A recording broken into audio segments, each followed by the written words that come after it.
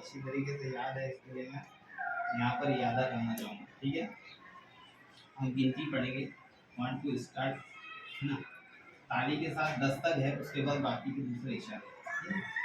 तो मैं पढ़ूंगा, उसके बाद आपको रिपीट करो। चलिए, 1 2 गेंदो,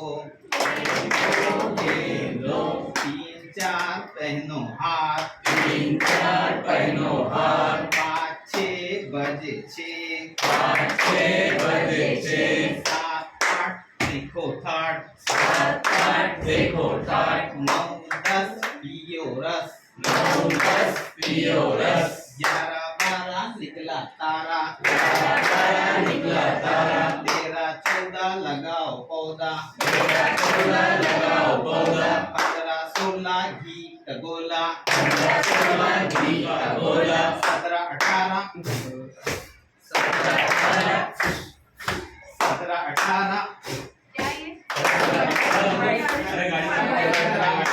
गाड़ी खटारा, 19 चक्की 30, निर्देश चक्की 20। ठीक है, आप बैठ जाए। बहुत अच्छे।